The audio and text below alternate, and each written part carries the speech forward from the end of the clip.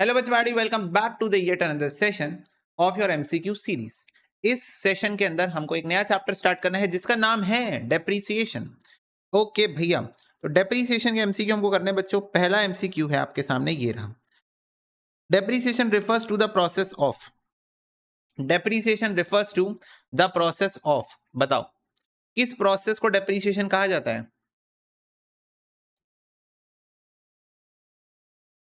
इस प्रोसेस को डेप्रीशिएशन कहा जाता है। एब्सोल्युटली करेक्ट आंसर बच्चों।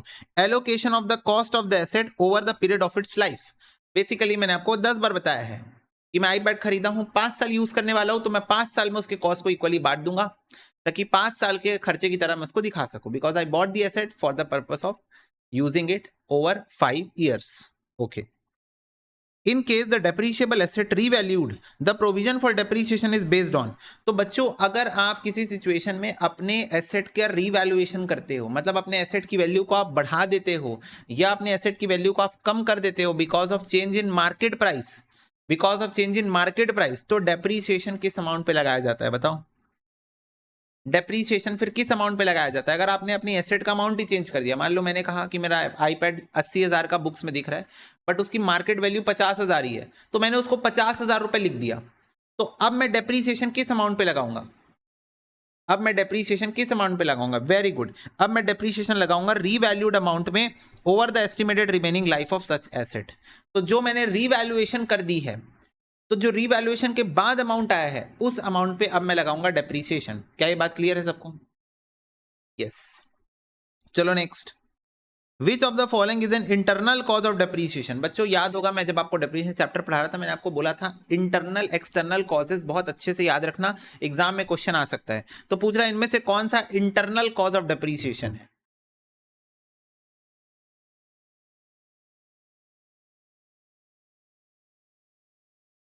Yes, absolutely correct answer, both A और B.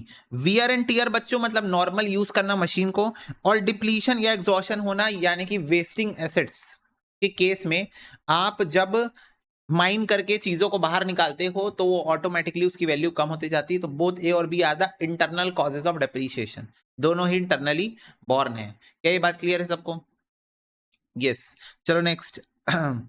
Which are the method of depreciation prescribe by income tax act? इनमें से कौन सा मेथड बच्चों इनकम टैक्स एक्ट में बताया गया? तो मैंने भी आपको ये अदर नॉलेज की तरह बताया था कि ये वाला मेथड इनकम टैक्स एक्ट के अंदर चलता है।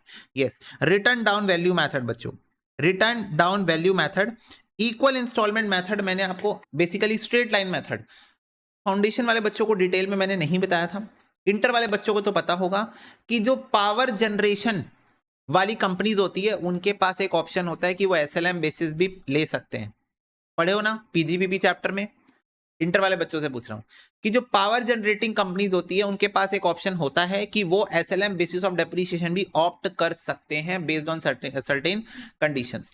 तो बच्चों इसका आंसर सी होगा कि आप अब देखो, वैसे भी तुम देखोगे चारों ऑप्शन में सिर्फ सी ऑप्शन ही कैसा है जहां डब्ल्यू लिखा हुआ है ना? चारों में से एक ही ऑप्शन ऐसा है जहां पर रिटर्न डाउन वैल्यू लिखा हुआ है, तो वैसे भी written down value C option ही आंसर होगा। बट जो इक्वल इंस्टॉलमेंट पढ़ के फाउंडेशन वाले शायद बच्चे कुछ कंफ्यूज हो गए होंगे, तो हाँ डीटी के अंदर, डायरेक्ट टैक्स के अंदर, इनकम टैक्स के अंदर एक ऑप्शन एसएलएम बेसिस का भी दिया जाता है पावर जनरेटिंग सेक्टर को। ठीक है, next. Depreciation is not provided for which of the following asset? इनमें से कौन से एसेट में बच्चों डेप्रीसिएशन लगाना पाप है, नदी किनारे सांप है? जल्दी बताओ, इनमें से कौन से एसेट में डेप्रीशिएशन नहीं लगाया जाता है?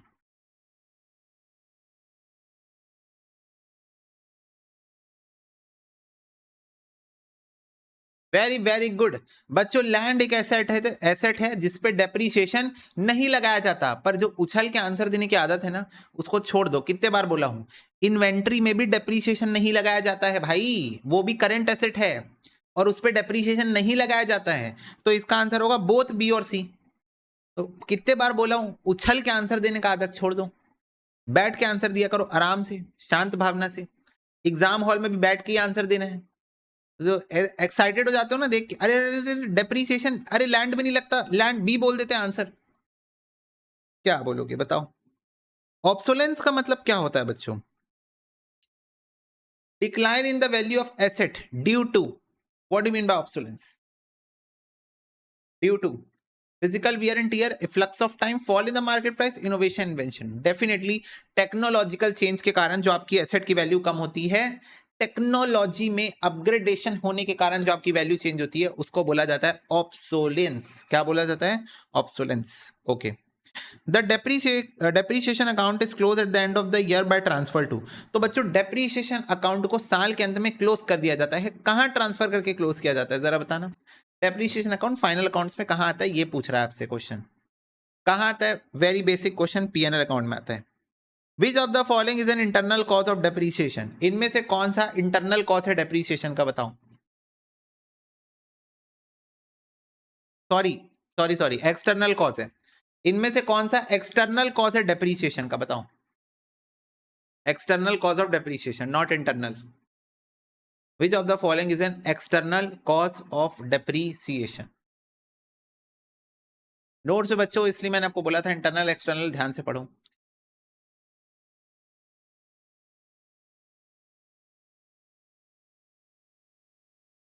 कुछ बच्चे मेरे को भूले भटके लग रहे हैं।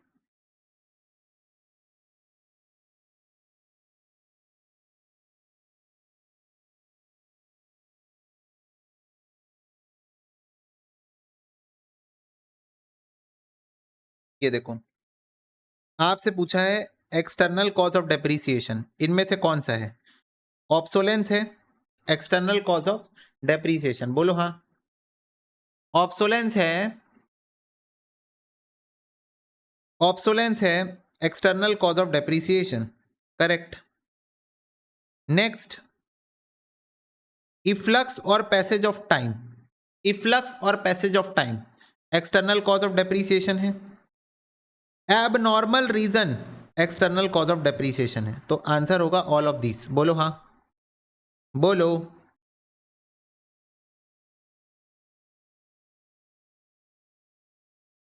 इंटरनल कॉज में, इंटरनल कॉज में रिवाइज कर लो, वियर एंड टियर, फिजिकल डिट्रॉइशन और exhaustion.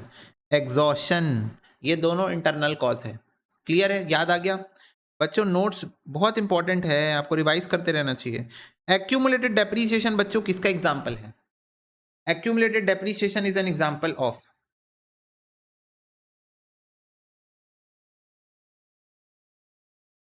accumulated depreciation is an example of,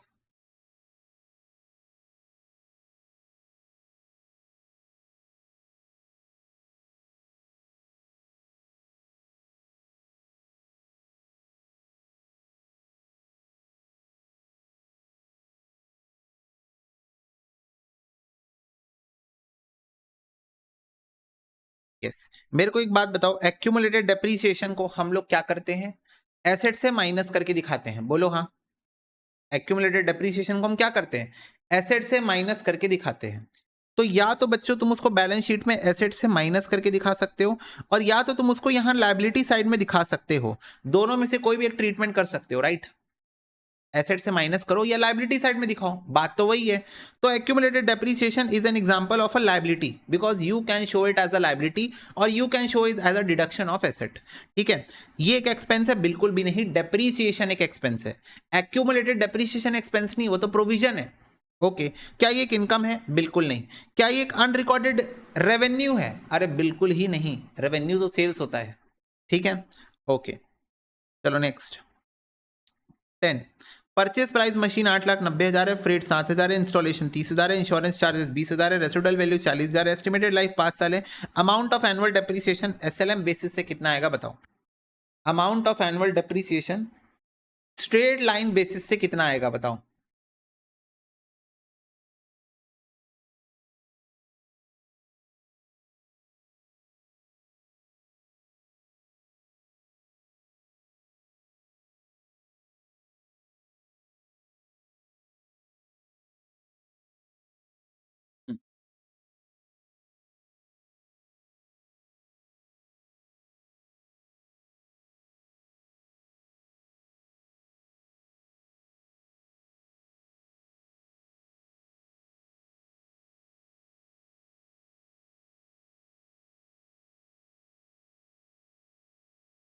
okay, तो मेरे को एक आंसर आ रहा है ए और एक आंसर आ रहा है बी। और ये ए और बी आंसर में जो डिफरेंस है वो इस एक 20,000 रुपए का है। एम आई राइट? एम आई राइट? कि जो ए और बी आंसर में डिस्क्रिपेंसी आ रही है, डिफरेंस आ रहा है बिकॉज ऑफ दिस 20,000 अमाउंट, कि कुछ लोगों ने मान लिया insurance charges is a part of asset, कुछ लोगों ने नहीं माना। जिन्होंने नहीं माना ए आंसर है, जिन्होंने मान लिया बी आंसर है। ये बताओ, सिर्फ इंश्योरेंस चार्जेस लिखा हुआ है, किस चीज का इंश्योरेंस मान रहे हो तुम इसको? क्या कहीं पर लिखा है कि ये इंश्योरेंस चार्ज ट्रांसपोर्टेशन के टाइम पे दिया गया था? नहीं, ये इंश्योरेंस चार्ज उस मशीन का है जो आप खरीद के लाए हो। कल को अगर उसमें आग लग जाए, अर्थक्वेक आ जाए, फ्लड आ जाए, लैंडस्लाइड हो जाए, टॉर्नेडो आ जाए और मशीन बर्बाद हो जाए, तो उसका इंश्योरेंस करवाया है मैंने। मैंने कब कहा, क्वेश्चन ने कब कहा कि ये ट्रांसपोर्टेशन के टाइम का इंश्योरेंस है? वर्तमान आंखों का देखा है, भूत सीखने का मौका है, भविष्य उम्मीदों की नौका है। बोलो। तो ये आंखों का धोखा है। बीच में इंस्टीट्यूट ने डाल दिया इंश्योरेंस चार्जेस। क्यों? क्यों डाला? इसीलिए डाला क्योंकि वर्तमान आंखों का धोखा है। समझ गए? और भूत सीखने का मौका है। जब मैं चैप्टर पढ़ा रहा था तब मैंने ये बात बताई थी तुमको। ठीक है, यही तरीका है बच्चों पढ़ाने का, और कोई बात नहीं है। तो 8,90,000, 7,000, 30,000, एक बार चेक कर लें दो मेरे को फिर से। डिवाइड बाय 5, 177,400 आ रहा है। ध्यान रखना, insurance charges nowhere it is mention, nowhere it is mentioned that ये हमने ट्रांसपोर्टेशन के टाइम पे पे किया है। तो ये डायरेक्ट नेचर को कहीं पर भी नहीं लिखा है। ओके, चलो। Depreciation of a 10-year lease is best done on the basis of. तो बच्चों अगर 10 साल की लीज है, 10 साल की लीज है, तो ये बताओ कि सबसे बेस्ट तरीके से इस लीज का डेप्रीसिएशन आप कैसे निकाल सकते हो? मतलब what is the best method to find out depreciation of this lease? बताओ।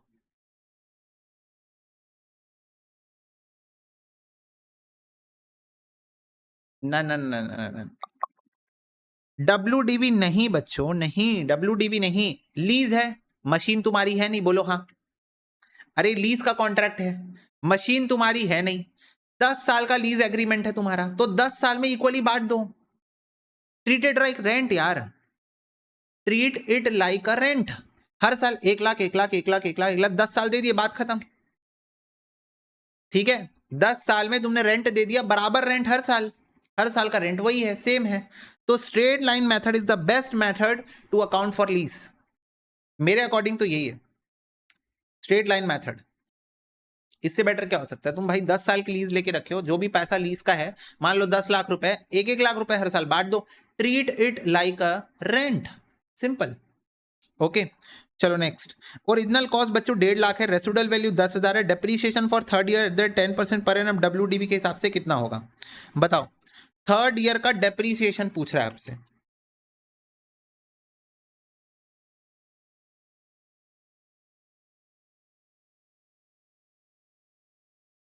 इन्हीं तीनों में से एक आंसर है, तो बताओ।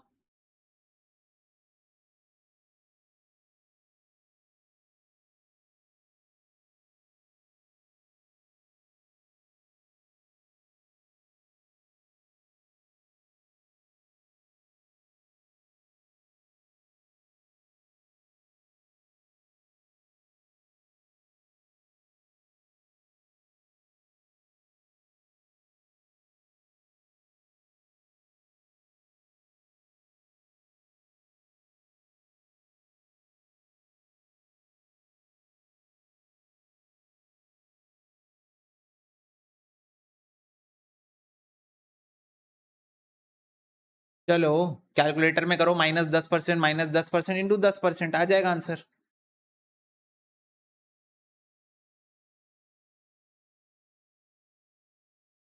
-10%, इंटू 10%, 12,150। तीसरे साल का डेप्रीशिएशन पूछा था आपसे। ठीक है, okay. For charging depreciation which of the following asset the depletion method is adopted? तो इनमें से कौन से मेथड, इनमें से कौन से एसेट में बच्चों डिप्लीशन मेथड हम लोग लगा सकते हैं? बताओ, इनमें से कौन से एसेट के ऊपर डिप्लीशन मेथड लगा सकते हैं हम लोग? यस, वेस्टिंग एसेट के ऊपर बच्चों, लाइक माइंस एंड क्वेरीज के ऊपर लगता है depletion method.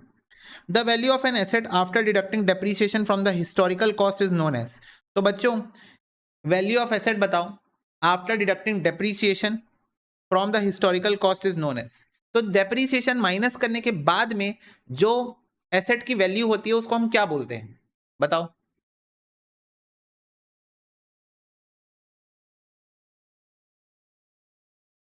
Okay, fair value ना, मार्केट वैल्यू नहीं, एनआरवी नहीं, बुक वैल्यू बोला जाता है, बुक वैल्यू। और इसका एक और नाम है, वो एक और नाम मुझे बताओ, इसका एक और नाम है, वो एक और नाम मुझे बताओ क्या बोलते हैं। After deducting depreciation the value of the asset is known as, one more name.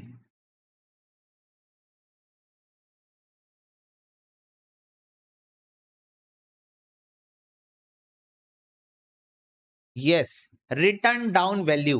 क्या बोला जाता है? Written down value, WDV of an asset. ठीक है, तो रिटर्न डाउन वैल्यू मेथड की बात नहीं हो रही यहां पर रिटर्न डाउन वैल्यू की बात हो रही है। इसका मतलब क्या हुआ कि एसेट की माइनस करने के बाद वाली value, the value which is written down, it is written down value. Okay, चलो next. If the original cost of the machine 1 lakh, life 5 साल है, रेसिडुअल वैल्यू 2000 है, अगर depreciation for 4th year as per SLM 19,600 है, तो rate of depreciation per annum बच्चों क्या लग रहा है ये बताओ। इस एसेट में per annum rate of depreciation कितना लग रहा है बताओ। स्ट्रेट लाइन मेथड है ना।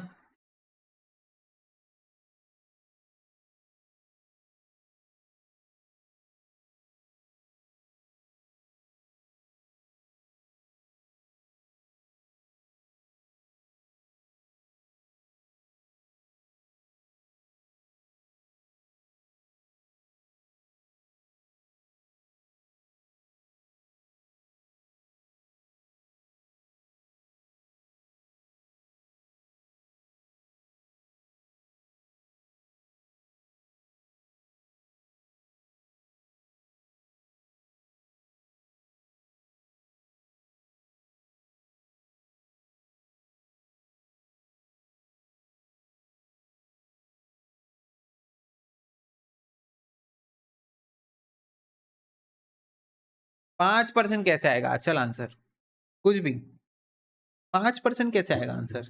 19,600 है बेटा डेप्रीसिएशन।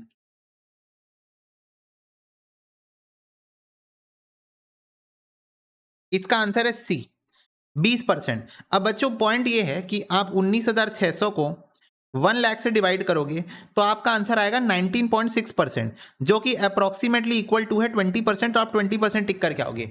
ओरिजिनली सॉरी, ओरिजिनली जो इंस्टीट्यूट ने आंसर निकाला है वो निकाला है 19,600 को 98,000 से डिवाइड करके।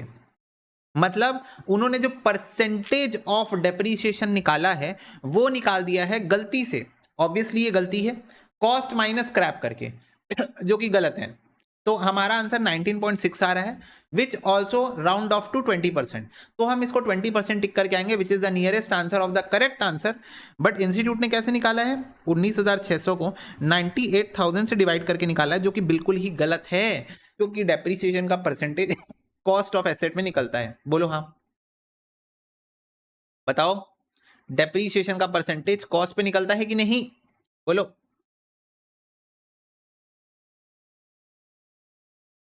यस, चलो नेक्स्ट। ओरिजिनल कॉस्ट है बच्चों 12,60,000, सैल्वेज वैल्यू कुछ नहीं है, यूजफुल लाइफ 6 साल है, depreciation first year under sum of year of digit method.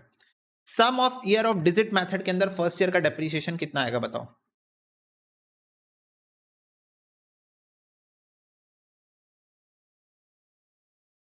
Okay, मेरा आंसर आ चुका है।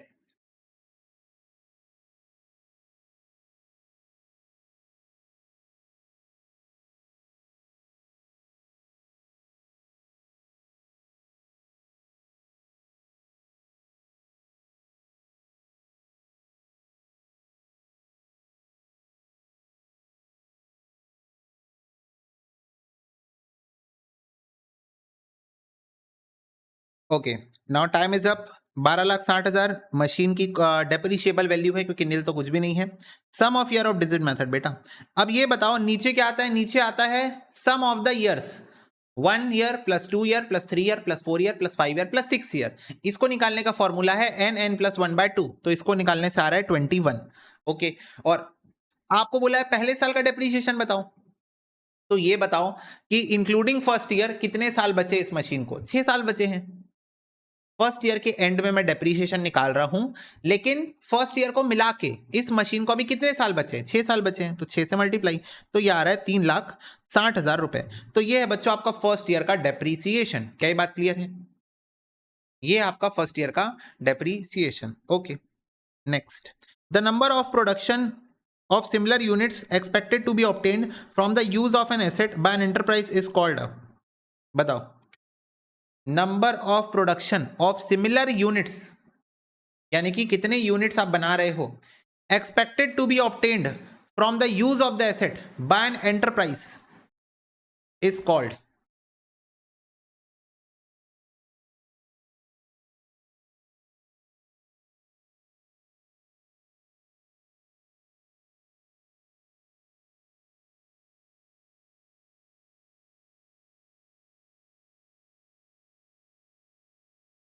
यस, एब्सोल्युटली करेक्ट बच्चों। प्रोडक्शन वाले मेथड में हम लोग जब यूनिट्स के बेसिस पे निकालते हैं डेप्रीशिएशन, तो यूनिट्स वहां पर बन जाती है एसेट की यूजफुल लाइफ। बोलो हाँ। प्रोडक्शन मेथड के अंदर जब हम लोग डेप्रीशिएशन निकालते हैं प्रोडक्शन यूनिट्स मेथड के अंदर, तो वहां पर जो नंबर ऑफ यूनिट्स दिया रहता है वो आपके एसेट की बेसिकली यूजफुल लाइफ होती है, कि पूरे जीवन भर में आप इतना यूनिट्स बना पाओगे। ठीक है, चलो, अगर एक कंसर्न प्रपोज कर रही है कि डिसकंटिन्यू कर देंगे अपना बिजनेस मार्च से, और डिसाइड कर रही है डिस्पोज कर देगी plant with in 4 months, balance sheet on 31 March 2023 should indicate the plant at there, तो बताओ बैलेंस शीट में उस प्लांट को आप किस वैल्यू पे दिखाओगे? हालांकि एक क्वेश्चन बिल्कुल भी फाउंडेशन का नहीं है, पर फिर भी आपके फाउंडेशन की मॉड्यूल में दिया हुआ है। बिल्कुल भी फाउंडेशन का क्वेश्चन ये नहीं है, लिक्विडेशन का क्वेश्चन है बच्चों ये, कि बताओ, मैं पूछ रहा हूं इंटर वाले बच्चों से, इंटर वाले बच्चे जो क्लास में, मैं उनसे पूछना चाहता हूं कि ये बताओ, जब पार्टनरशिप लिक्विडेट हो जाती है for the purpose of amalgamation, merger, acquisition, तो एसेट्स को कौन सी वैल्यू पे लेते हैं हम लोग? अगर कर लिए हो तो बताओ, अमेलगमेशन वाला पॉइंट अगर कर लिए हो तो बताओ, एसेट्स को कौन सी वैल्यू पे लेते हैं हम लोग? एनआरवी पे लेते हैं, net realisable value of the asset. Net realisable value of the asset, क्यों? क्योंकि अब हम उसको बेचने जा रहे हैं, अब हम उसको क्या करने जा रहे हैं? बेचने जा रहे हैं, तो एनआरवी पे लेते हैं। फाउंडेशन की मॉड्यूल में है बच्चों क्वेश्चन, बिल्कुल भी फाउंडेशन क्वेश्चन नहीं है, लिक्विडेशन से रिलेटेड है ये क्वेश्चन। बट एनीवेज, अगर आप अपनी एसेट को बेचने जा रहे हो, अपने बिजनेस को बेचने जा रहे हो, तो आपके फिक्स एसेट्स को आप नेट रियलाइजेबल वैल्यू में दिखाते हो। आज ही किया है, वेरी वेरी गुड। चलो, परचेज कंसिडरेशन निकालते हैं, राइट, और सारे एसेट्स को उनकी रियलाइजेबल वैल्यू पे लिखते हैं, वो उस वैल्यू पे लेते हैं जिस वैल्यू पे वो टेक ओवर कर रहा है, और कॉमन सेंस लगाओ, वो उसी वैल्यू पे टेक ओवर कर रहा होगा जो आज उस एसेट की मार्केट वैल्यू है। ऑब्वियसली अब वो जो भी उन लोग आपस में सामंजस्य बैठाए होंगे, पर मोस्ट प्रैक्टिकली वो उन एसेट्स को उन्हीं वैल्यू पे लेके जाएगा जो आज उनकी करंट मार्केट वैल्यू चल रही होगी। ठीक है, in the case of downward revaluation of a plant which is for the first time revalued, the account is to be debited to, oh my god,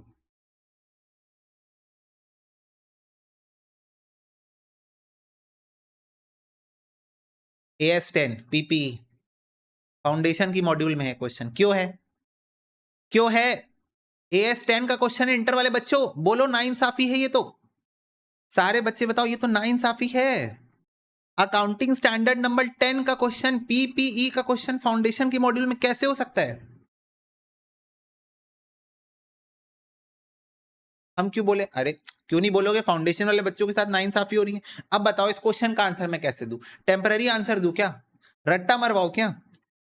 downward revaluation of plant हो रहा है for the first time, revalued, the account is debited by, बच्चों profit and loss account debit करोगे क्योंकि आपकी asset की value कम हो रही है। तो बस इतना याद रखो, तुम लोग AS10 के पछड़े में मत पड़ो। ओके, AS10 के पछड़े में मत पड़ो, तुम लोग बस इतना जानो, फाउंडेशन वाले बच्चों को बोल रहा हूं कि तुम्हारी एसेट की वैल्यू कम हो रही है, तुम्हारा लॉस हो रहा है, प्रॉफिट एंड लॉस अकाउंट को डेबिट कर दो। क्लियर है बात? ये क्वेश्चन AS10 का है कि पहले अगर आपका एसेट अपवर्ड रिवैल्यूएशन हो रहा होगा तो रिवैल्यूएशन रिजर्व में डालो, फिर जब सेकंड टाइम सब्सीक्वेंटली अगर अपवर्ड रिवैल्यूएशन हो रहा है तो फिर से रिवैल्यूएशन रिजर्व, पर अगर डाउनवर्ड रिवैल्यूएशन हो रहा है तो पहले रिवैल्यूएशन रिजर्व को सेट अप करो, फिर P&L में डेबिट करो। बोलो इंटर वाले बच्चों, याद है? इसका उल्टा, अगर पहले डाउनवर्ड रिवैल्यूएशन हुआ था, पीएनएल में डाले थे, अब अपवर्ड रिवैल्यूएशन हो रहा है, तो पहले पीएनएल को क्रेडिट करो जितना आपने पीएनएल में डेबिट किया था, और बचा हुआ अगर बच जाए तो रिवैल्यूएशन रिजर्व में डाल देना। ओ माय गॉड, फाउंडेशन वाले बच्चे बोल रहे हैं ये सब क्या बातें कर रहे हो, क्या आप बड़बड़ा रहे हो, क्या आपको दौरा पड़ रहा है? मैंने कहा नहीं, इंटर वाले बच्चों का रिवीजन करा रहा था। फाउंडेशन वाले बच्चों जल्दी से कान बंद कर लो। ओ माय गॉड, ऐसे कर लो। तो तुमको बस इतना ही बता रहा हूं कि तुम्हारी एसेट की वैल्यू कम हो रही है, तो तुम्हारा लॉस हो रहा है, तो पीएनएल अकाउंट डेबिट कर लो। ठीक है, पीएनएल अकाउंट डेबिट कर लो बस। ठीक है, ओके, तो यही बात है बच्चों।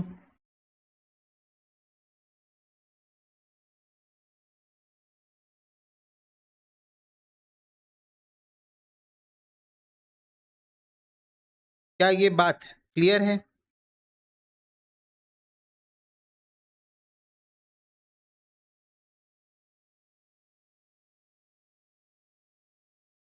ये देखो, अगर आपकी एसेट की वैल्यू इनिशियली डिक्रीज होती है तो आप उसको प्रॉफिट एंड लॉस अकाउंट में डाल दोगे, और अगर आपकी वैल्यू इनिशियली इंक्रीज होती है तो आप उसको एक रीवैल्यूएशन रिजर्व नाम के अकाउंट में डाल देते हो।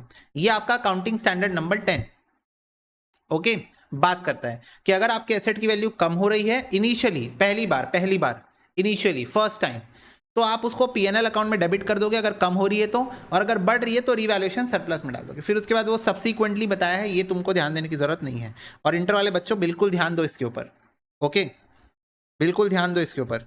Next question, the portion of the acquisition cost of the tangible asset yet to be allocated is known as. हाँ, ये बढ़िया क्वेश्चन है, ये बढ़िया क्वेश्चन है, बताओ।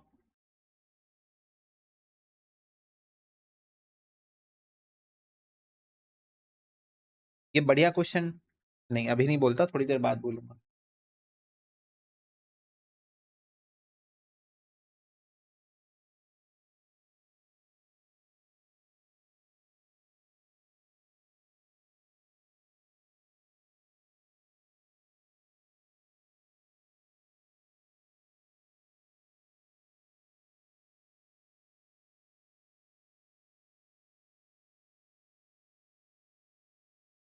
बताओ बताओ बताओ।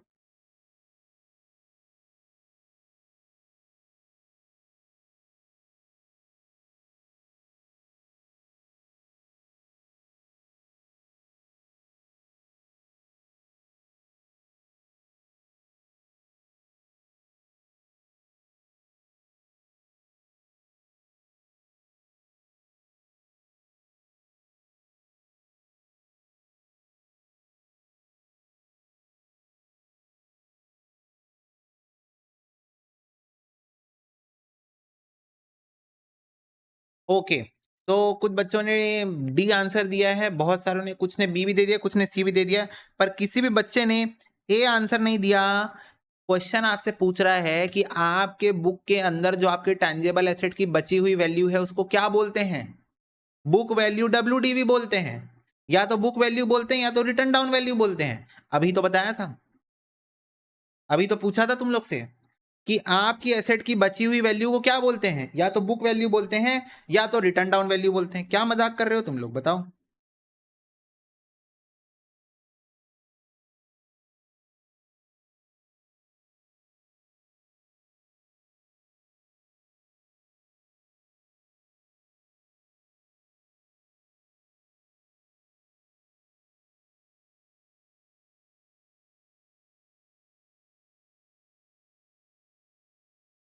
बोलो, क्लियर है?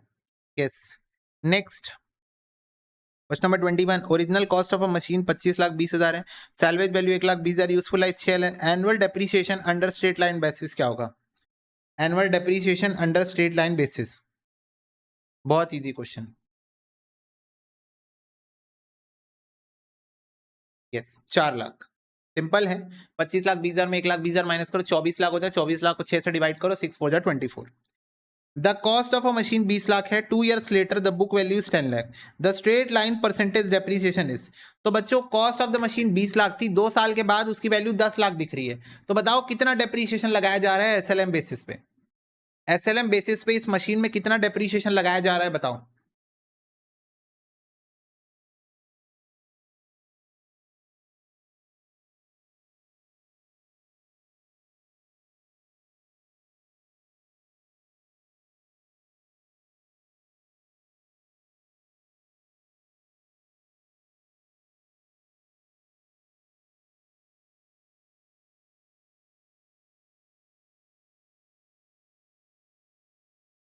बताओ। Very very good, 25%। Absolutely correct answer नहीं है। थोड़ा सा बच्चों एग्जाम में ना क्रिटिकल थिंकिंग तुमको इनकॉर्पोरेट करनी पड़ेगी।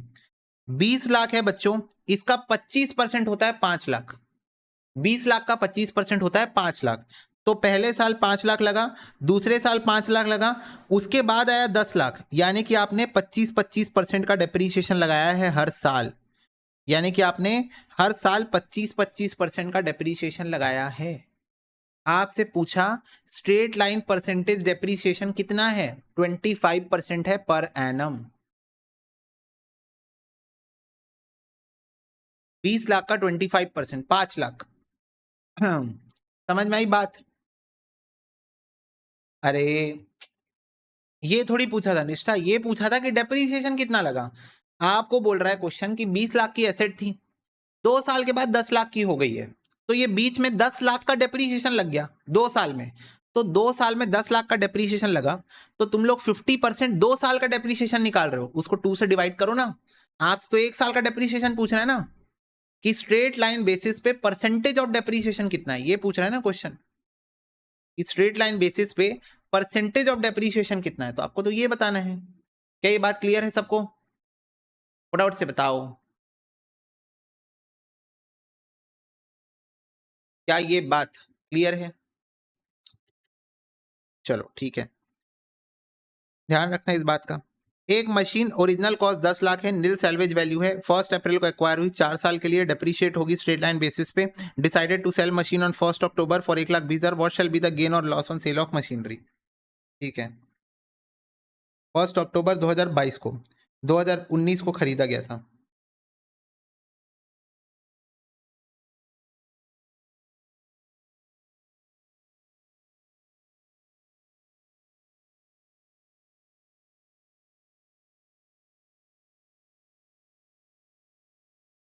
ओके, बहुत सिंपल क्वेश्चन और बहुत सिंपल इसका आंसर।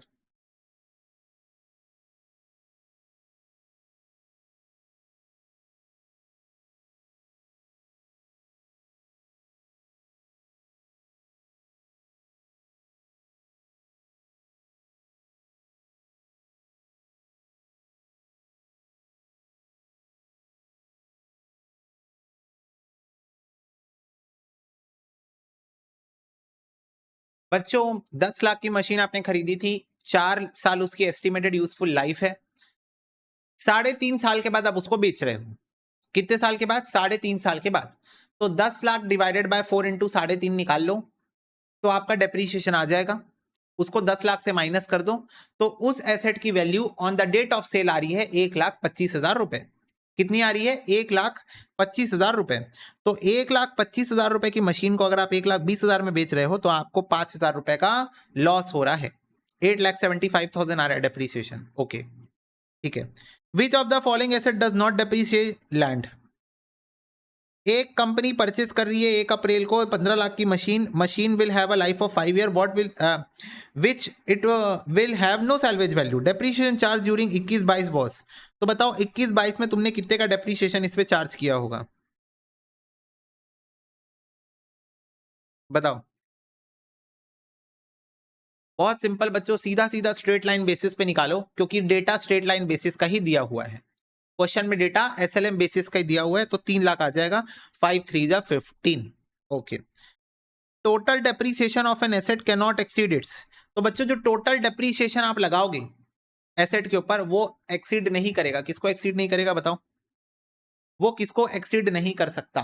टोटल डेप्रीसिएशन किसको एक्सीड नहीं कर सकता?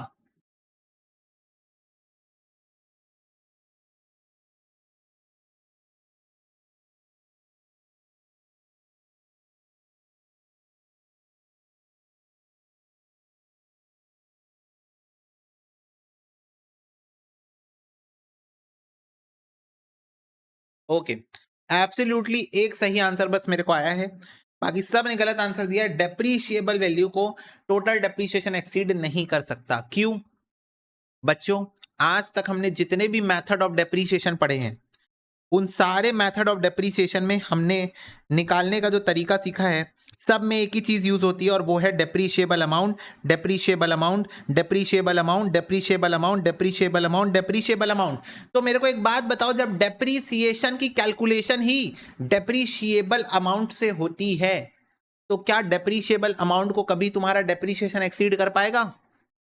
फटाफट से बताओ, क्या डेप्रीशिएबल अमाउंट को कभी तुम्हारा डेप्रीशिएशन एक्सीड कर पाएगा? ओरिजिनल कॉस्ट नहीं, original cost minus scrap,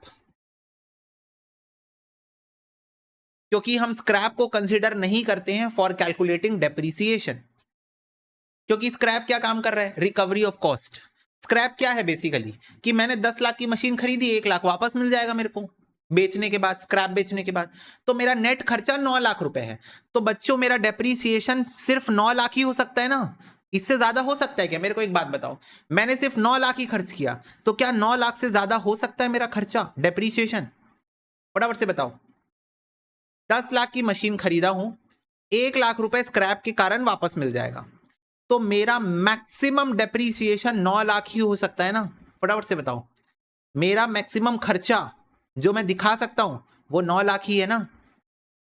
yes, और इस 9 लाख को प्यार से क्या बोलते हैं? Depreciable value. इस 9 लाख को प्यार से क्या बोलते हैं? Depreciable value. ठीक है, ओके, चलो आगे बढ़ो। विच of the following is an external cause of depreciation? इनमें से कौन सा बच्चों एक्सटर्नल कॉज ऑफ डेप्रीसिएशन है? रूटीन रिपेयर्स एंड मेंटेनेंस कोई कॉज ही नहीं है, तो इसको हटा दो। मिस यूज कोई कॉज ही नहीं है, इसको भी हटा दो। इन दोनों में से आपको सही आंसर देना है, इन दोनों में से आपको सही आंसर देना है। ए और बी तो ऑप्शन में ही नहीं है, हटाओ उसको, तो टाइम पास के लिए दिया हुआ है। Absolutely correct, C is the correct answer, obsolescence. चलो, which of the following method of depreciation result in fixed per on cost of depreciation?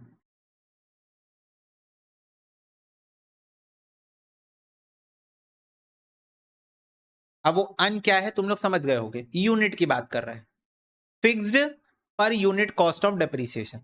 इनमें से कौन सा fixed per unit cost of depreciation माना जाता है? यूनिट बच्चों, यूनिट।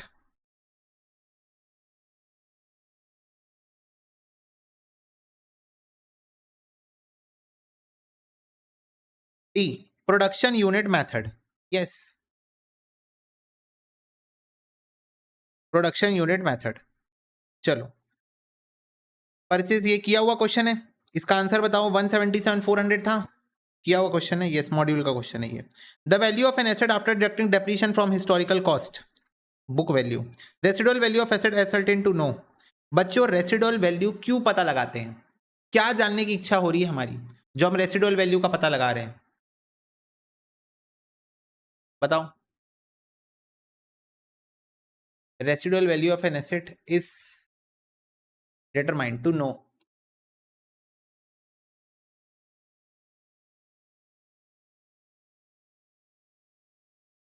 सोच समझ के ऑप्शन दे देता हूं। मार्केट वैल्यू और सेल वैल्यू तो हो ही नहीं सकता आंसर। अब बहुत सारे बच्चे ये आंसर दे रहे हैं और बी और सी तो हो ही नहीं सकता आंसर। सेल वैल्यू और मार्केट वैल्यू ये क्यों पता लगाओगे तुम रेसिडुअल वैल्यू से? तो रेसिडुअल वैल्यू से हमको पता क्या चलता है बच्चों? रेसिडुअल वैल्यू हम यूज करते हैं एसएलएम बेसिस से डेप्रीसिएशन निकालने के लिए। बोलो ना हाँ। रेसिडुअल वैल्यू हम क्यों यूज करते हैं? एसएलएम बेसिस में डेप्रीसिएशन निकालने के लिए यूज करते हैं। बोलो यस और नो, जल्दी बताओ। हम यूज करते हैं रेसिडुअल वैल्यू से डेप्रीसिएशन निकालने के लिए, करेक्ट? तो residual value of an asset ascertain to know the total depreciation of the asset. क्या बात क्लियर है? यस। चलो next. 47,000 paid for installation of a new machine, the factory shed debited to which account? बताओ, आपने 47,000 pay किया है installation of new machinery in the factory, should be debited to which account? तो asset खरीदे उस time पे जो भी खर्चा होता है एसेट में ही ऐड हो जाता है, तो मशीन अकाउंट में डेबिट हो जाएगा। Reduction is value of asset due to continuous use is treated as. तो बच्चों आपका वैल्यू ऑफ एसेट रिड्यूस हो रहा है बिकॉज ऑफ कंटिन्यूअस यूज, इसको आप कैसे ट्रीट करना चाहोगे? एप्रिसिएशन बोलना चाहोगे, डेप्रीसिएशन बोलना चाहोगे? लॉस बोलना चाहोगे या प्रॉफिट बोलना चाहोगे? क्या बोलना पसंद करोगे बताओ? क्या बोलना आप इसको पसंद करोगे? डेप्रीसिएशन बच्चों, डेप्रीसिएशन की डेफिनेशन दी है, reduction in the value of asset due to normal wear and tear. Reduction in the value of asset due to normal wear and tear. Which one of the following is an external cause of depreciation? इनमें से कौन सा आप external cause of depreciation मानते हो?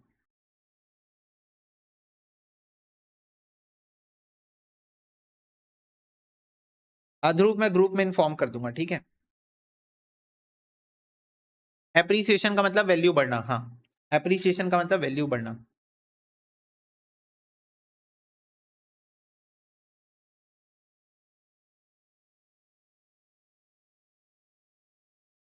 Yes बच्चों, external factor पूछा है, इसके अंदर एबनॉर्मल रीजन भी आता है, ऑब्सोलेंस भी आता है और टाइम भी आता है। बोलो हाँ, एबनॉर्मल भी आता है, टाइम भी आता है, ऑब्सोलेंस भी आता है, तीनों आता है।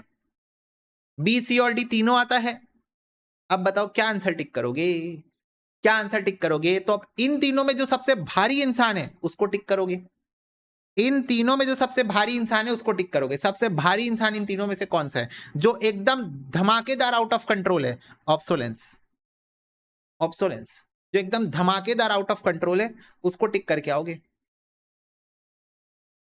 ऑब्सोलेंस बच्चों, ऑब्सोलेंस एक ऐसा सत्य है जिसको हम इनकार नहीं कर सकते। बताओ, अभी कुछ साल पहले आर्टिफिशियल इंटेलिजेंस आया, पूरी दुनिया हिला दिया ना। फटाफट से बताओ, अभी कुछ समय पहले एआई आया, आर्टिफिशियल इंटेलिजेंस आया, पूरी दुनिया हिला दिया। बोलो यस और नो। दुनिया कैसे हिलाया? क्लरिकल लेवल की जॉब्स को खा लिया बच्चों। क्लरिकल लेवल की जॉब होती है ना, अनस्किल्ड जॉब जिसमें स्किल्स की रिक्वायरमेंट नहीं है, क्लरिकल काम चल रहा है, उस वाली तो पूरी जॉब्स को खत्म ही कर दिया एआई। अब तुम एआई से कुछ इंटेलेक्चुअल सवाल पूछो, जवाब नहीं दे पाएगा। एआई से जाके पूछो वॉर कैसे लड़ते हैं, दे पाएगा आंसर? उसको ग्राउंड लेवल की रियलिटी पता है? बताओ। तुम एआई से जाके पूछो टेररिस्ट कहां छुपे हैं, बता पाएगा? बताओ, बता पाएगा? नहीं बता पाएगा। तो स्किल्ड बच्चों, स्किल्ड हाईली इंटेलेक्चुअल इंटेलिजेंस वाली बातें एआई नहीं कर पाएगा। इंटेलिजेंस वाली बातें वो क्लरिकल लेवल की जॉब तुम्हारी खा जाएगा। और जनरेटिव एआई अभी दिल्ली दूर है। ओके ठीक है। भूत कहाँ होते हैं? बिल्कुल नहीं, मेरे को नहीं लगता ईशान कर सकते, क्योंकि मेरे को एक बात बताओ, इनकम टैक्स डिपार्टमेंट वाले करके तुमको नोटिस भेजेंगे, तुम्हारी पूरी जन्म कुंडली खोद के तुमको नोटिस भेजेंगे। तुम एआई से पूछोगे एआई एआई मुझे बताओ कि इसका रिप्लाई क्या ड्राफ्ट करूं, वो कैसे बताएगा? तुम्हारी कुंडली तो तुमको पता है ना कि तुमने क्या कारनामे करके रखे हैं। वो तुम जाके एक सीए को बताओगे, सीएमए को बताओगे जिससे तुम कंसल्टेंसी ले रहे हो, फिर वो तुमको बोलेगा अरे बाप रे ऐसा कारनामा किए भाई साहब, अब क्या करना चाहिए। तो अब वो डिसाइड करेगा कि जाके उस ऑफिसर से बात करना है, मतलब तुम्हारे केस से रिलेटेड, या फिर उसका रिप्लाई बना के अप्रोप्रिएट एक्शन लिए जा सकते हैं, या फेस टू फेस मिलके बात करके सेटलमेंट करना पड़ेगा, जो भी इस केस को जो भी हियरिंग वगैरह करानी पड़ेगी वॉट। तो ये एआई नहीं कर पाएगा। ठीक है, यस, वर्तमान आंखों का धोखा है, बिल्कुल सही बात है। ठीक है, ओके चलो। Original cost of a machine 1.5 lakh है, रेसिडुअल वैल्यू 10,000 है। अगर डेप्रीशिएशन 10% है डब्ल्यूडीबी मेथड में, तो थर्ड ईयर का डेप्रीशिएशन कितना होगा बताओ? ये तो क्या हुआ क्वेश्चन है क्या? याद नहीं आ रहा, यही वाला था शायद, 12,150। हाँ 12,150। क्लियर है बात सबको? बोलो, क्या ये बात सबको क्लियर है? यस। चलो नेक्स्ट, डेप्रीशिएशन डिप्लीशन मेथड में wasting asset, amount of yearly depreciation WDV में बच्चों क्या होता है बताओ? Amount of yearly depreciation under written down value method. नहीं नहीं, ये सारे क्वेश्चन में ऐसा नहीं होगा, एम्बिगुअस क्वेश्चन, पुराने पुराने क्वेश्चन है। अब इंस्टीट्यूट अपनी गलतियों से सीखती है और ऐसे क्वेश्चंस को दोबारा रिपीट नहीं करती है जो उनसे पहले गलत तरीके से ड्राफ्ट हुए थे। Drafting error. वेरी गुड बच्चों, हर साल कम होते जाता है। आप डब्ल्यूडीबी मेथड में हर साल डेप्रीशिएशन एसेट की कम वाली वैल्यू पे निकालते हो, जो हर साल जो डेप्रीशिएशन माइनस करने के बाद वैल्यू आती है ना, उस पे निकालते हो, तो हर साल वैल्यू समय के साथ कम होते जाती है। Okay. In case the depreciable asset revalue करा रहे हो, तो प्रोविजन फॉर डेप्रीशिएशन किस पे बेस्ड होगा? Revalued amount over the estimated life पे। Depreciation account close at the end of the year by transfer to PNL account.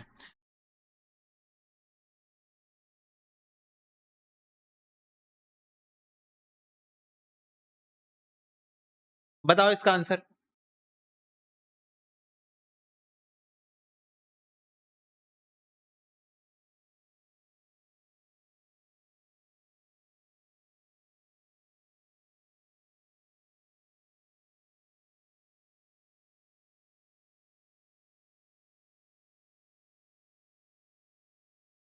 20 lakh minus 40,000 divided by 5, 3,92,000. Depreciation not provided for which of the following asset? Both B और C. Accumulated depreciation liability है। इसका बताओ 44। 44 का answer बताओ।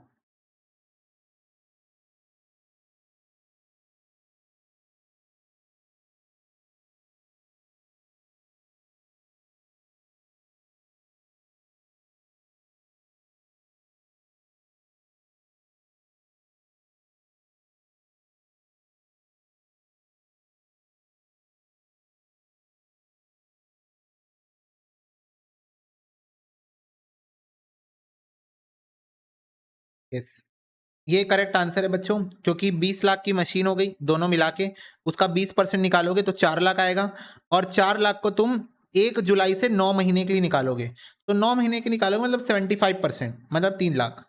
तो 3 लाख आपका first year का depreciation आएगा। क्या ये बात क्लियर है? बोलो। आपका फर्स्ट ईयर का डेप्रीशिएशन आएगा 3 लाख रुपए। Okay. Depreciation value of an asset after charging 3 year depreciation written on value, what is the original cost of the asset? बताओ what is the original cost of the asset?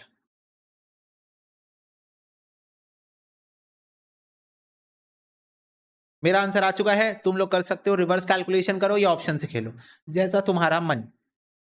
Reverse calculation भी कर सकते हो, option से भी खेल सकते हो, ठीक है।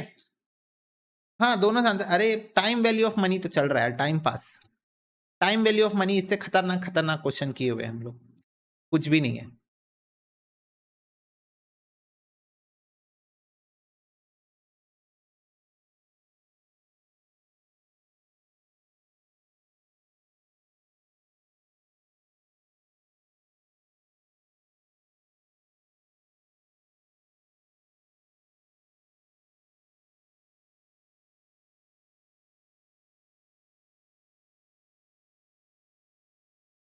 यस, सी करेक्ट आंसर है बच्चों। आप ऐसे इसको निकाल सकते हो सिंपली।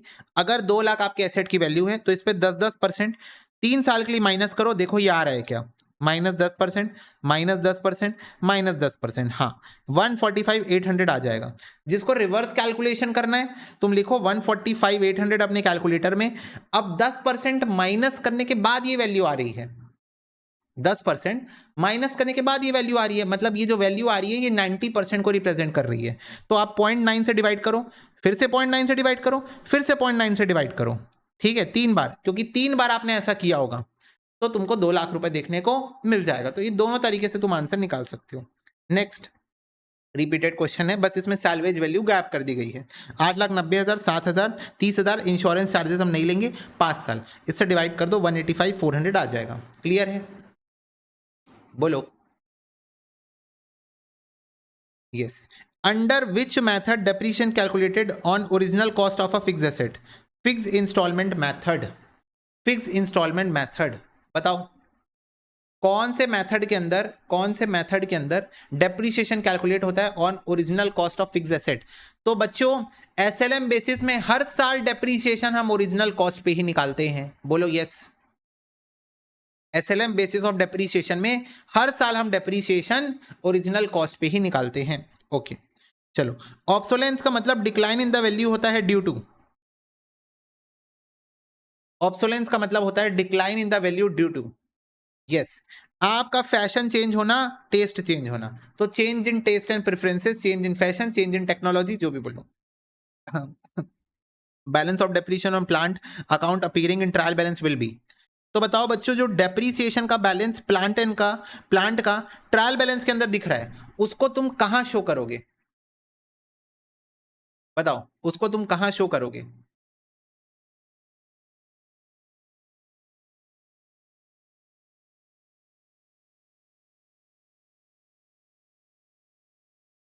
Absolutely correct.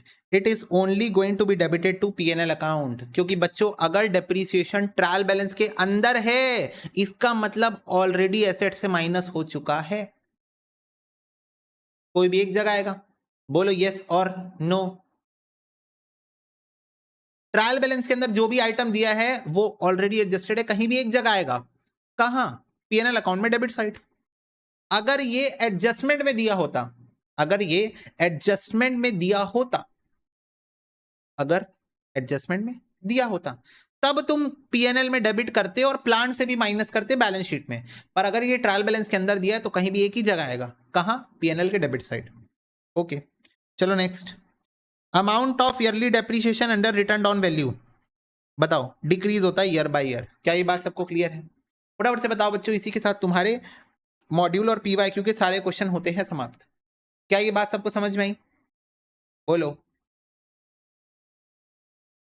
क्या ये बात सबको क्लियर है? फटाफट से बताओ।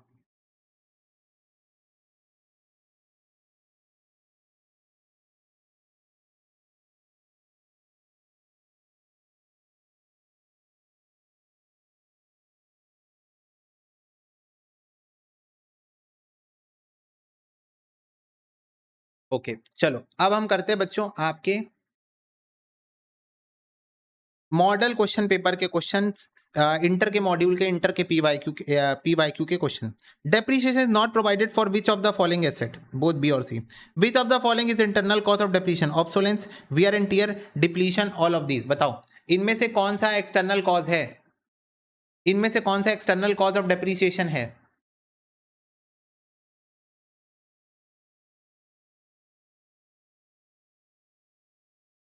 Yes, obsolescence is the only external cause here.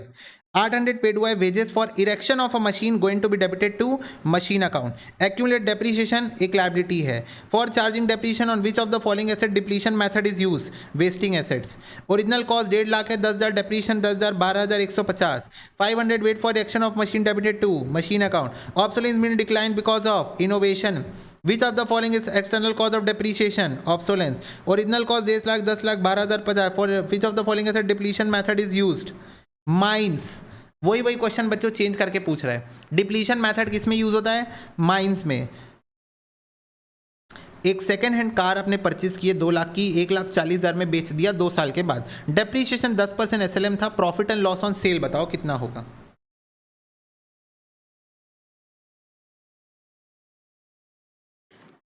बताओ प्रॉफिट एंड लॉस कितना हुआ, जल्दी बताओ।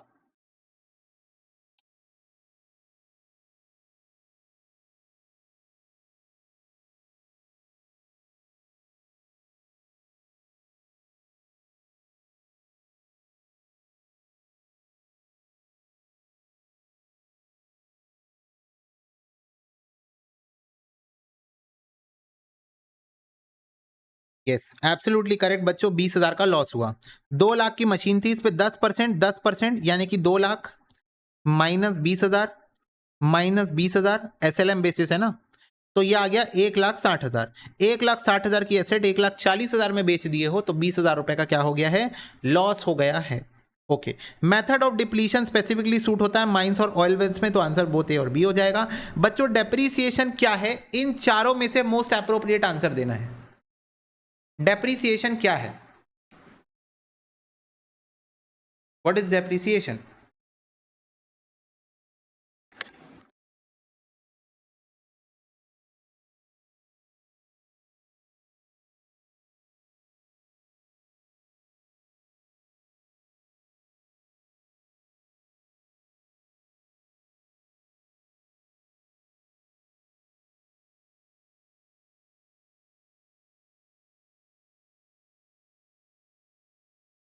चलो जल्दी बताओ।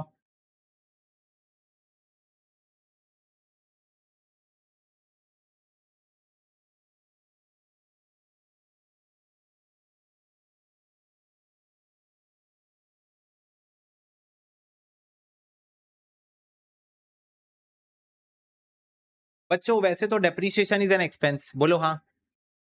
वैसे तो डेप्रीसिएशन इज एन एक्सपेंस, बोलो यस और नो। पर अब यहां पर पूछ रहा है हमसे क्वेश्चन, एक्सपेंस नहीं दिया ऑप्शन में, तो क्या एक रिजर्व है? नहीं। क्या ये एक प्रोविजन है? नहीं। एक्यूमुलेटेड डेप्रिसिएशन एक प्रोविजन है। क्या ये एक लायबिलिटी है? बिल्कुल नहीं। तो बच्चों हम इसको लॉस मान सकते हैं, डेप्रिसिएशन।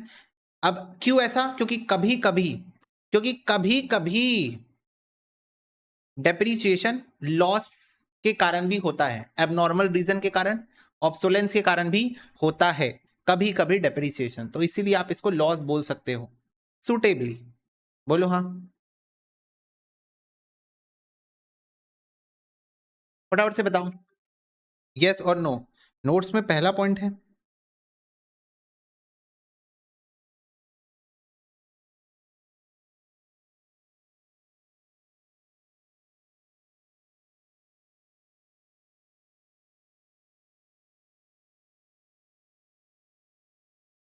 कहाँ है? नोट्स में लिखा नहीं है, पर तुम मान सकते हो, ठीक है।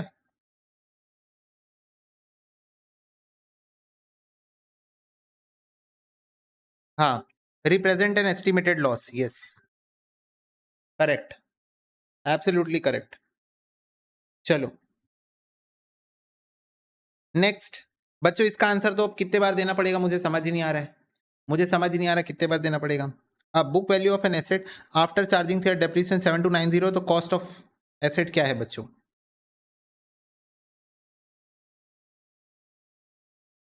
10,000 आ रहा है, ऑप्शन से एक बार चेक कर लो। 10,000 आ रहा है, एक बार ऑप्शन से चेक कर लो।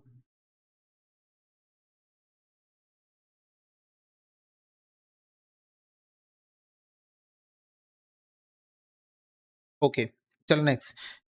Which method depreciation approved by income tax act? Reducing balance method. अब एक बात बताओ, अब यहां रिड्यूसिंग बैलेंस एसएलएम दोनों दिया है, पर मेजॉरिटी केस में क्या लगता है? Reducing balance. Only power sector को ऑप्शन दिया गया है कि आप एसएलएम यूज कर सकते हो अगर चाहो तो, सर्टेन कंडीशंस आर अप्लाइड। तो अब यहां क्या टिक करोगे? रिड्यूसिंग बैलेंस मेथड, सिंपल सी बात है, बोलो।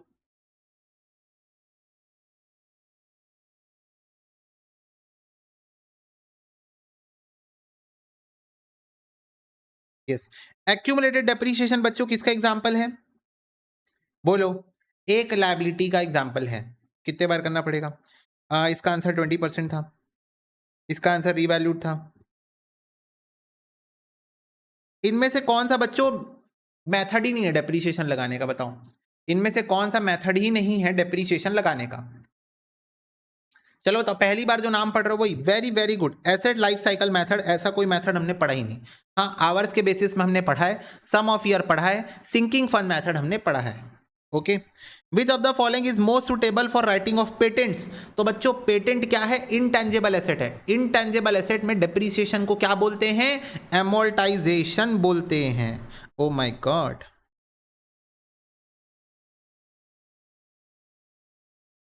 73 क्वेश्चन बताओ, 73 क्वेश्चन आफ्टर 2 ईयर्स ना।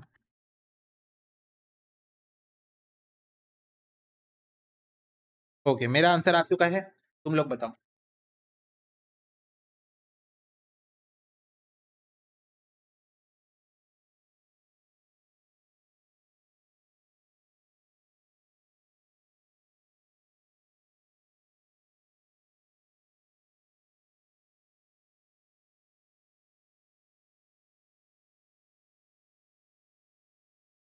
ओके, सो कुछ बच्चे डी बोल रहे हैं, कुछ बच्चे सी बोल रहे हैं, मेजोरिटी सी बोल रहे हैं। C is the absolutely correct answer. Congratulations बच्चों। क्यों?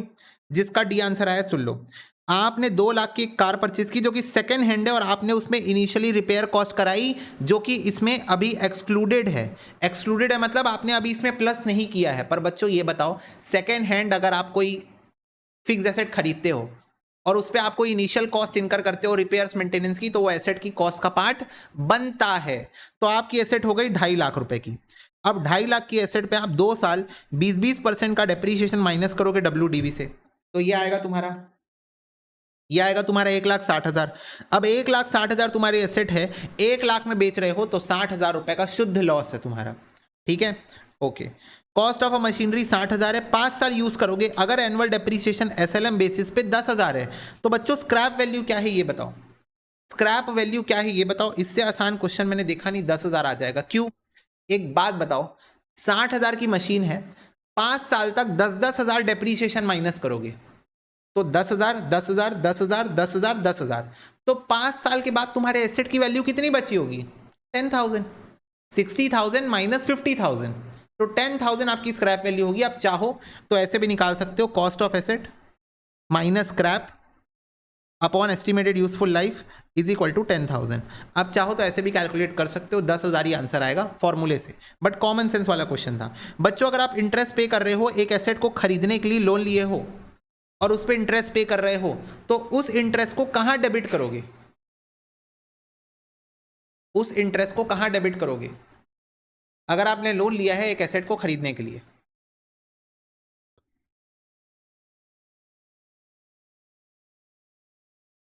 बोलो। एक बात बताओ, बोरिंग कॉस्ट तो चल नहीं रहा है यहां पर, क्या मैं एसेट की कंस्ट्रक्शन करवा रहा हूं? नहीं। बोरिंग कॉस्ट बोलता है कि अगर आप लोन लेके रखे हो, अगर आप लोन लिए हो कंस्ट्रक्शन के लिए, किसके लिए? कंस्ट्रक्शन के लिए। ध्यान से सुनो, अकाउंटिंग स्टैंडर्ड बोरिंग कॉस्ट बोलता है कि अगर आपने लोन लिया है कंस्ट्रक्शन के लिए, तो जब तक एसेट का कंस्ट्रक्शन नहीं हो जाता उस दिन तक का इंटरेस्ट आप एसेट की वैल्यू में ऐड कर सकते हो, उस दिन के बाद का इंटरेस्ट आप मत करना ऐड। पर बच्चों यहां आप कंस्ट्रक्शन के लिए लोन नहीं लिए हो, यहां आप एसेट खरीदने के लिए लोन लिए हो। फटाफट से बताओ, यहां तुमने लोन कंस्ट्रक्शन के लिए लिया है कि खरीदने के लिए लिया है? फटाफट से बताओ, तुमने यहां पर लोन कंस्ट्रक्शन के लिए लिया है कि एसेट को खरीदने के लिए लिया है? खरीदने के लिए। तो बच्चों खरीदने के लिए अगर तुमने लोन लिया है तो ये कोई आपका क्वालिफाइंग एसेट, कंस्ट्रक्शन वाला एसेट नहीं है। तो यहां पर जो आप इंटरेस्ट पे कर रहे हो वो आपका एक्सपेंस है, इंटरेस्ट अकाउंट में ही डेबिट होगा, इंटरेस्ट अकाउंट में डेबिट होगा, वो आपका एक्सपेंस है। क्या ये बात क्लियर है? बोलो, क्या ये बात सबको क्लियर है? यस। चलो next. The cost of the furniture lost by fire 18,000 है, प्रोविजन फॉर डेप्रीशिएशन 2700 का था, इंश्योरेंस क्लेम 12,000 है। तो बताओ कितना लॉस हुआ हमको? लॉस बताओ बच्चों कितना हुआ? यस, 3,300 बच्चों। 18,000 कॉस्ट है, 2700 दिख रहा है प्रोविजन अकाउंट के अंदर, मतलब इतना डेप्रीशिएशन अभी तक चार्ज हो चुका है, इतना डेप्रीशिएशन अभी तक चार्ज हो चुका है। तो ये आपकी वैल्यू आ रही है 15,300। तो 15,300 आपके एसेट की वैल्यू थी, इसके बदले इंश्योरेंस कंपनी आपको सिर्फ 12,000 रुपए दे रही है, तो 3,300 रुपए आपका लॉस हो चुका है। 3,300 रुपए आपका क्या हो चुका है? लॉस हो चुका है। क्या ये बात क्लियर है? बोलो। Yes, we absolutely correct. मुझे बताओ, डिमिनिशिंग बैलेंस में डिक्रीज होगा year after year. Which of the following is consider as depreciable asset? इनमें से कौन सा बच्चों डेप्रीशिएबल एसेट है? बताओ। Building, very good. बिल्डिंग है बच्चों। लाइफ स्टॉक मतलब होता है गाय, घोड़ा, बकरी, ये डेप्रीशिएबल एसेट नहीं है, इनकी अकाउंटिंग तुम इंडेस में सीखोगे। लैंड तो बिल्कुल नहीं है। और फॉरेस्ट एंड प्लांटेशन बच्चों, पेड़ is not a depreciable asset. Bearer plant क्या? नहीं नहीं नहीं, छोड़ो छोड़ो, AS10 की बातें क्यों कर रहा हूं मैं, क्यों कर रहा हूं मैं? एक मशीन आपने खरीदी 1/4/2010 को 14,400 रुपए में, इंस्टॉलेशन चार्जेस लग गया 1,600 रुपए, तो इसको आप ऐड कर दोगे, 16,000 की मशीन हो गई आपकी। एक्सपेक्टेड लाइफ बच्चों 8,000 घंटे है। ड्यूरिंग द ईयर 2010-11 मशीन 2500 घंटे काम की, तो डेप्रीशिएशन कितना आ रहा है जरा बताओगे? डेप्रीशिएशन कितना आ रहा है जरा बताओगे? 5,000 रुपए डेप्रीशिएशन आ रहा है, 5,000 रुपए। क्या ये बात क्लियर है सबको? यस। 16,000 है, इसको 8,000 घंटों से डिवाइड करो तो एक घंटे का डेप्रीशिएशन पता चल जाएगा, उसको 2500 घंटों से मल्टीप्लाई करो तो आपको डेप्रीशिएशन मिल जाएगा 5,000 रुपए। Okay. Which of this is an example of accelerated method of depreciation? इनमें से कौन सा बच्चों एसेलरेटेड मेथड ऑफ डेप्रीशिएशन का एग्जाम्पल है? ये पढ़ा हुआ है तुम्हारा, किसी मेथड का नाम है बच्चों, ये किसी मेथड का नाम है, ये पढ़ा हुआ है तुम्हारा। अरे पढ़ा हुआ नोट्स के अंदर लिखा था भाई।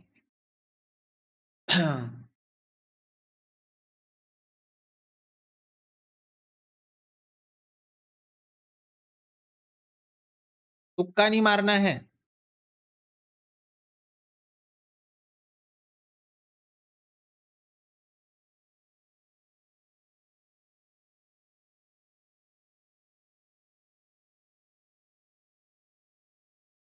याद नहीं आ रहा है तो मैं बताता हूं, एक्सेलरेटेड का मतलब बताऊं, फिर बताना क्या होगा आंसर।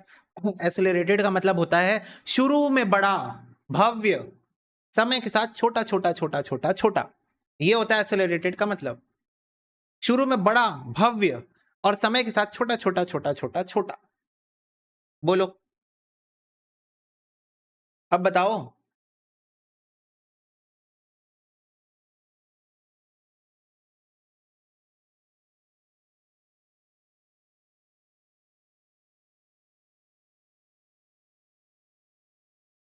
अब तो दे ही दोगे answer. Written down value method. Written down value method is example of accelerated method of depreciation where the major chunk, major value of the asset is going to be depreciated in the initial years, और फिर धीरे धीरे धीरे समय के साथ depreciation कम होता चला जाएगा। नोट्स में लिख के रख लो बच्चों, ठीक है, नोट्स में लिख के रख लो, अगर नहीं लिखे हो लिख के रख लो, रिवीजन के टाइम काम आएगा। Under dash method depreciation annual depreciation fluctuate with the volume of production. Depreciation fluctuate with production, बताओ मतलब प्रोडक्शन कम होगा डेप्रिसिएशन कम होगा, प्रोडक्शन ज्यादा होगा डेप्रिसिएशन ज्यादा होगा। यस, प्रोडक्शन मेथड के अंदर ही ऐसा हो सकता है जहां पर हम लोग यूनिट्स के बेसिस पे डेप्रिसिएशन का कैलकुलेशन करते हैं। बहुत अच्छी बात है। चलो, सेकेंड हैंड कार आपने 2 लाख की खरीदी, 1,40,000 में बेच दिया, 1 साल के बाद 10% WDV, बताओ profit and loss on car कितना होगा। चलो बच्चों, एब्सोल्युटली 22,000 रुपए का लॉस है, बिल्कुल सही आंसर। भैया हमने तो आंसर दिया ही नहीं, अब दे दो। 22,000 रुपए का लॉस है बच्चों। 2 लाख की मशीन है, इसमें -10%, -10% 2 बार करो, फिर जो आंसर आएगा उसको 1,40,000 से माइनस कर दो, तो 22,000 रुपए का लॉस आ जाएगा। क्या ये बात क्लियर है? बोलो।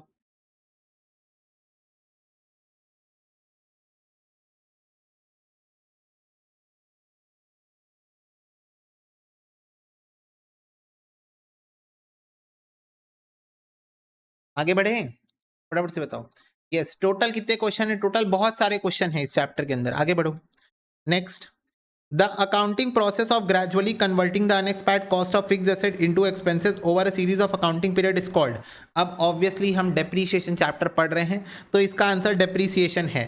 पर तुम्हारे एग्जाम में बच्चों देखो, याद है तुमको मैंने बताया था कि बच्चों जब मैं एमसीक्यू चैप्टर वाइज कराता हूं तो मेरे को एक मेजर ड्रॉबैक लगता है उसका, ये है वो ड्रॉबैक।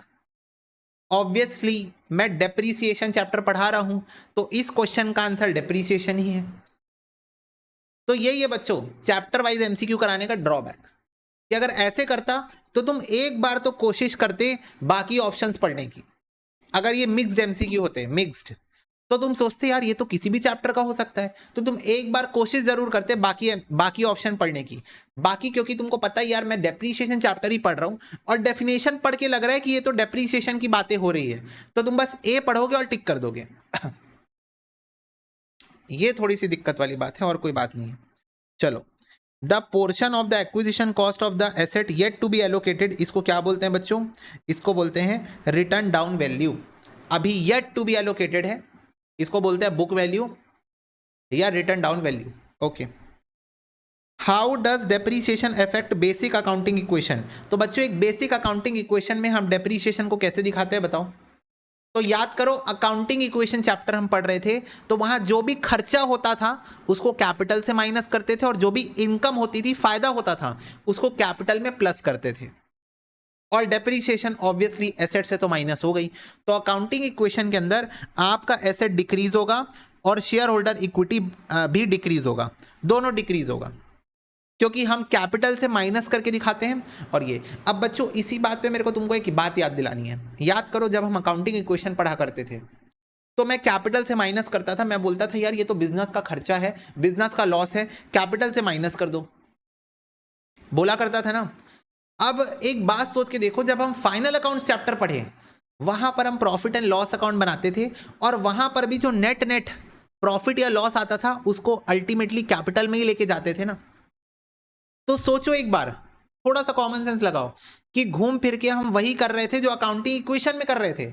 हम अकाउंटिंग इक्वेशन में क्या कर रहे थे? कैपिटल में जो भी इनकम हो रही थी प्लस कर रहे थे, और जो भी खर्चे हो रहे थे, लॉस हो रहे थे, उसको माइनस कर रहे थे। ठीक है, income and gain, expenses and losses. Accounting equation में हम लोग ऐसे कर रहे थे।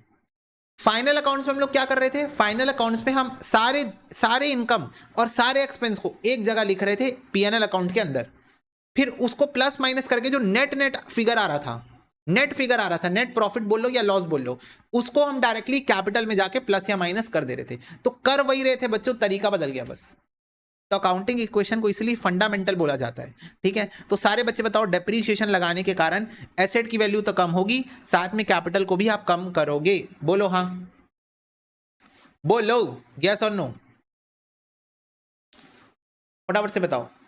यस। अब नेक्स्ट क्वेश्चन फिर से रिपीटेड है, oh my God, total depreciation of asset can not exceed it's. सारे बच्चे बताओ। अब ये वाला क्वेश्चन क्योंकि तुमने गलत किया था तो अब मैं तुमसे ही पूछता हूँ, टोटल डेप्रीशिएशन किसको एक्सीड नहीं कर सकता, उस एसेट की डेप्रीशिएबल वैल्यू को। इसी के साथ हमारा चैप्टर डेप्रीशिएशन होता है समाप्त। नेक्स्ट क्लास में हम स्टार्ट करेंगे फाइनल अकाउंट्स। बताओ, वन शॉट बच्चों, मजा आ गया, वन शॉट बोलो यस और नो।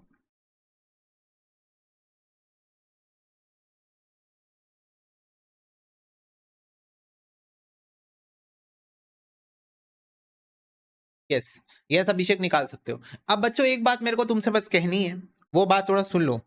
तुम देखोगे एमसीक्यू में चैप्टर का एक मेजर चंक कवर हो जाता है, पर कुछ पोर्शन फिर भी रह जाता है। जैसे कि मैं अगर एग्जांपल दूं, तो भले एग्जाम में आया ना हो, पर मैं ये कह रहा हूं आ सकता है। क्या क्या एग्जामिनर तुमसे ये नहीं पूछ सकता रेसिडुअल वैल्यू, कॉस्ट और एस्टिमेटेड यूजफुल लाइफ को देके कि डब्ल्यू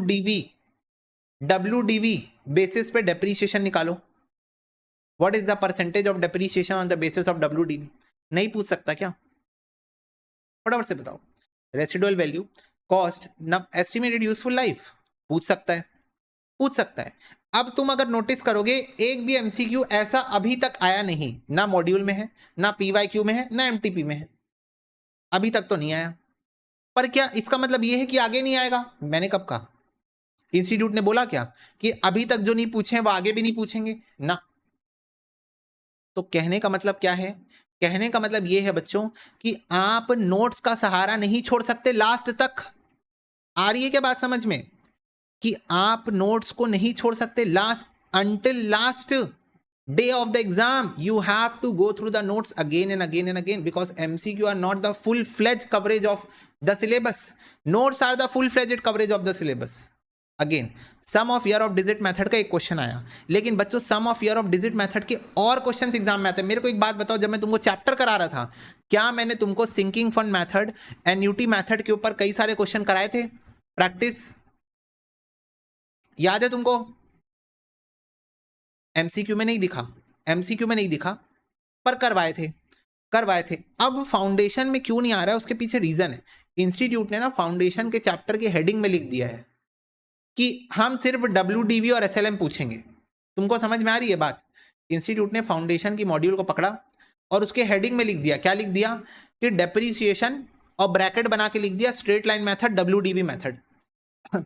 अब हिपोक्रेसी बच्चों इस बात की है कि जब SLM और WDV बस पढ़ाना था तो पूरे फॉर्मूले क्यों दे दिए फाउंडेशन के मॉड्यूल में? सारे ये सारे फॉर्मूले फाउंडेशन की मॉड्यूल में है।